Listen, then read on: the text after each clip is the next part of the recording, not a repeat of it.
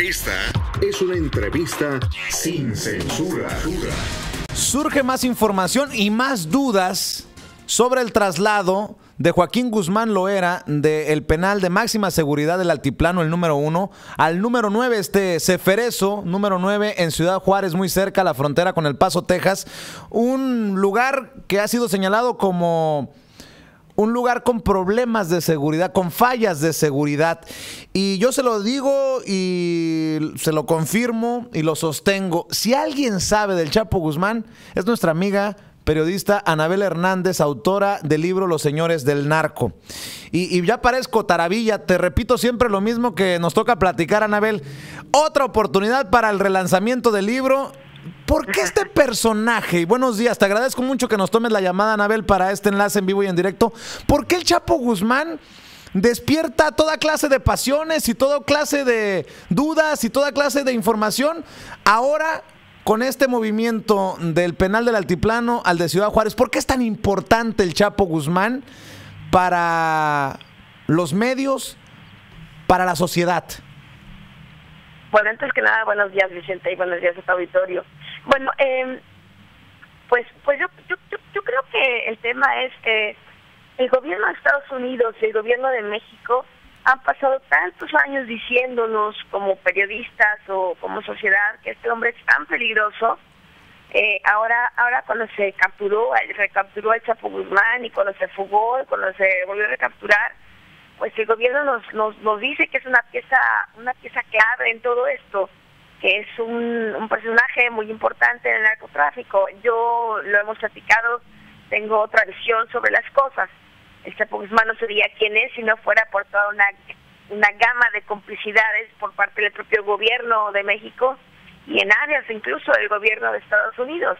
El Chapo Guzmán realmente para mí es solo un rostro, la persona que mejor encarna el rostro de la corrupción y de la impunidad en México, pero esa es otra historia. Hoy la historia es este traslado súbito del Chapo Guzmán a Ciudad Juárez. Yo te puedo compartir contigo el auditorio que más o menos sí, como a las primeras, la primera hora más o menos fue como a la 1 de la mañana del 7 de mayo, a mí se comunica conmigo una fuente de información para decirme que este traslado estaba ocurriendo en ese momento y que estaba siendo movido por un intenso operativo de seguridad a Ciudad Juárez con el fin de extraditarlo. Esa es la información, la primera información que yo recibí. Era una nota muy fuerte como para darla sin poder confirmarlo con sus abogados o familiares. Y desde ese momento, desde la madrugada, me puse a contactar a sus abogados, a sus familiares, mandaron mensajes. Pues nadie respondió en ese momento, pues porque todo el mundo estaba dormido. Más o menos ya como a las primeras, ya cuando empezaba a despuntar el día, uno de sus abogados me contesta los mensajes y me dice: esto es imposible, esto no puede ser. El cliente está en el Altiplano. Yo le dije: bueno, ¿está usted seguro? Porque la información que yo tengo es muy diferente. Me dice: no, sí, él está en el Altiplano. Finalmente él me mandó otro mensaje después y me dice: oiga, ¿sabe qué? Que tiene razón, ya lo sacaron en el Altiplano, ahora nos informan que efectivamente está en Ciudad Juárez. Yo he sabido en todo momento, Vicente, que esto es con el fin de extraditarlo. Todas estas historias que se inventa el gobierno de que porque había obras en el Altiplano o porque los cambios naturales de rotación, protocolos de seguridad, esto es absolutamente incoherente, no tiene ninguna lógica. La única lógica de que hayan puesto en este penal inseguro, donde hay enemigos del Chapo Guzmán allá adentro, donde incluso está en una situación más vulnerable, diría yo, que lo que estaba en el Altiplano. La única explicación que me da a mí, que me siguen dando mis fuentes de información, es que la extradición es inminente. Anabel, esto que estás mencionando es importante porque hasta yo lo pensé, yo que no soy el experto como lo eres tú en este tema, decía yo, oye, pues están arriesgando al reo a que lo maten, digo, y solución, se lavan las manos el gobierno mexicano, pues lo mataron, pero ¿cómo entender que lo trasladan del penal de máxima seguridad, por cierto, de donde ya se les escapó, a un penal que tiene fallas de seguridad, de lo que leo yo? Es correcto, Vicente, y fue lo primero que yo empecé a publicar. Yo desde el sábado empecé a publicar toda esta información, empecé a publicar que del penal de Ciudad Juárez hace muy poco intentaron escapar 5 presos. Y ya no estamos hablando de supercapos, ya no estamos hablando de que excavaron en un túnel como lo hizo aparentemente el Chapo Guzmán de Altiplano. Estamos hablando de que se escaparon saltándose la reja, para que usted no pueda darse cuenta de qué estamos hablando.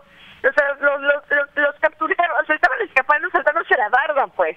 Y tres de ellos ya no pudieron hacerlo, pero 2 de ellos sí, y lograron escaparse como si nada en el 2014. Nada ha cambiado desde entonces en el penal, o sea, sigue siendo la misma estructura del penal, sigue siendo los mismos dispositivos no muy seguros para impedir su fuga. Ahora el gobierno puso un montón de ejército y de policías federales, pero pues ya lo hemos visto en otras ocasiones.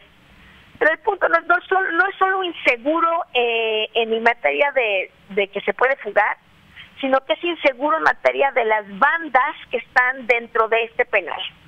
Y principalmente la banda que está dentro de este penal es la línea.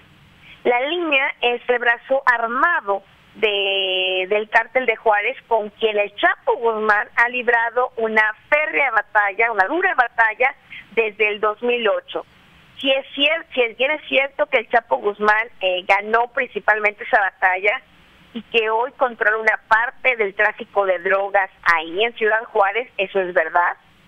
También es verdad que los enemigos estaban ahí ahora de internos con él en la cárcel. Anabel. Por eso te digo que pensar que el Chapo Guzmán pueda mantenerse ahí vivo o ahí dentro de la prisión por muchos meses es una fantasía. Lo único que, repito, que explica es que su estancia va a ser muy breve. Perdóname por ser tan mal pensado, pero ya con lo que ha ocurrido, pues para esto y para más. Cuando yo digo muerto el perro, se acabó la rabia, lo digo con el respeto debido, pero es que ya uno piensa mal de todo. Si matan al Chapo Guzmán, se quita la preocupación quien esté preocupado por las declaraciones que pueda hacer Guzmán Loera en el juicio que se le podría seguir acá en Estados Unidos. Se acaban los problemas. Yo no estoy diciendo, ni estoy acusando, pero puede ocurrir. Y yo no sé con qué cara, qué explicación coherente puedan dar las autoridades para trasladar a este reo, el más importante reo tal vez en los penales de México, a este penal con fallas, y no solamente con eso, con todas las cosas que está señalando. O sea, algo anda mal en la toma de decisiones. Pues mira, Vicente, la verdad es que pensar que el Chapo Guzmán pueda volverse a escapar o pensar que pueda fugarse, incluso para un gobierno tan cínico y corrupto como es el de Enrique Peña Nieto, sería algo hoy realmente difícil de tragar. Me refiero, estos tipos tragan cualquier cosa. Tú sabes que en México hay una frase muy... Sí, muy ya sé a cuál te refieres. Pero pueden tragar muchas cosas, incluso eso, pero me refiero, pero no esta nueva fuga o que lo maten. Me parece que no es esa. Lo que yo detecto en todo esto es que no es ese el propósito. Lo que yo detecto, de acuerdo a la información que, te repito, yo recibí, me confirma el día de ayer, los propios abogados lo admitieron, me lo han admitido, 2 de los abogados, es que el tema de la extradición es algo inminente y es cuestión, diría yo, de en cualquier momento, diría yo, Vicente. Por eso este hombre no va a estar mucho tiempo ahí, él no va a estar mucho tiempo ahí, no puede, o sea, no podría estar mucho tiempo ahí. No, esta no es la lógica de eso. El gobierno de México, el problema es que con todas sus mentiras, en vez de reconocer sí, lo movimos ahí porque la extradición es inminente, se inventan otras cosas estúpidas. Por ejemplo, el tema de es que lo cambiamos por obras, ¿no? Porque además ni siquiera entre ellos se ponen de acuerdo, ¿no? Es que lo cambiamos por obras. Bueno, pues el tema es que si hubiera sido ese tema, si hubiera sido ese el issue, el tema de, es por obras, pues el altiplano está en obras Pues desde que se fugó en julio, sí. está en obras desde que regresó en enero, ha estado en obras todo este tiempo. Incluso el módulo 1 del penal del Altiplano no funciona, no está activo todavía porque sigue en obras. Lo sé por los empleados, lo sé por los familiares de los otros internos, o sea, no es por obras que lo cambian, que no sea Renato Sales el titular ahí el responsable de las cárceles, que no mienta, esa no es la verdad. Tampoco es la verdad que es una situación de seguridad, porque volvemos al punto, si fuera por seguridad no lo hubieran mandado ahí. En todo caso, si fuera por seguridad, tal vez el penal que está a la par más o menos de seguridad, ya sabemos los asegúnes, es Puente Grande, Jalisco, no el de Ciudad Juárez. Entonces estamos hablando de que las nuevas mentiras del gobierno hacen que uno piense todas estas cosas que tú estás planteando, de que lo cambian para matarlo, para que se fugue. Yo la verdad lo veo difícil. Sí. Con tu experiencia, con toda la información que recabas por tus fuentes, ¿hacia dónde apunta el Chapo Guzmán? Sé que lo podría pedir la Corte del Norte de Illinois, acá en Chicago, por los delitos que se le imputan. Sé que en California, en Nueva York, el Departamento de Justicia de Estados Unidos parece ser que está definiendo qué corte le abrirá el caso al Chapo Guzmán. ¿Tienes idea? ¿Te han comentado algo en dónde tendría, cuál sería la próxima parada para el Chapo Guzmán? Mira, Vicente, en función de que es muy poco el tiempo que el Chapo Guzmán puede estar en este penal, yo creo que sin duda alguna se lo va a llevar la Corte de California, porque es ahí donde un juez mexicano, desde la tarde del 6 de mayo pasado, autorizó, ya dio su visto bueno para que el gobierno de Estados Unidos se lo pueda llevar. Solo se lo autorizó a la Corte de California. No es que el juez diga, yo lo autorizo y ahí Riffen se lo lleve, el que quiere, el que dé más, ¿no? Claro. El que quiera. No, es solo una autorización muy específica para con la Corte de California. Yo ayer me estuve informando también con expertos en el tema, y bueno, lo que me dicen, y creo que ayer también incluso el Departamento de Justicia dio ayer la clave, Vicente, hay que ver las claves que se están dando, que son interesantes. Dice, bueno, independientemente de la Corte, cualquier Corte puede perfeccionar o acumular la acusación. Es decir, aunque se lo llevara a la Corte de California, lo cual sería muy simbólico, porque es la Corte que tiene el caso más antiguo contra el Chapo Guzmán. Es el primer expediente criminal que se le abre en Estados Unidos contra el Chapo Guzmán en 1994, después vinieron los otros, pero ese primer expediente lo están acusando de operaciones de narcotráfico de él desde 1990. O sea, estamos hablando de ese expediente más antiguo, el primer expediente criminal que le abren en Estados Unidos. Pero ahora sé, yo no lo entendía, ahora lo sé, tengo la información para decirte que en este expediente criminal hay un indictment muy antiguo, pero que este indictment, esta acusación criminal puede perfeccionarse, puede ampliarse en cualquier momento, e incluso podrían acumularse las otras acusaciones de las otras cortes. Se sabe que la Corte de Chicago y que la Corte de Nueva York son los expedientes más fuertes. Es posible que ahí en California puedan acumularse estas acusaciones e incluso todas las que tienen las otras 5 cortes contra el Chapo Guzmán. Para cerrar, si te parece, Anabel, y te agradezco, insisto nuevamente que compartas tus opiniones, la información que manejas al más alto nivel con la audiencia de Sin Censura. Puse en la encuesta y con la ayuda de mi compañero Víctor Tobar en la página oficial en Facebook en Sin Censura con Vicente Serrano, y le preguntaba a la gente de este caso, ¿qué va a cambiar? ¿Qué significa que el Chapo Guzmán sea extraditado a Estados Unidos? ¿Seguirá mandando desde una prisión en Estados Unidos como lo hizo en una prisión de máxima seguridad en México? ¿Qué va a cambiar para el narcotráfico mexicano con la extradición del Chapo Guzmán? Luego que hemos visto desde la extradición de Javier Torres Félix, un hombre importante para el cártel de Sinaloa, que ya cumplió también incluso su condena acá.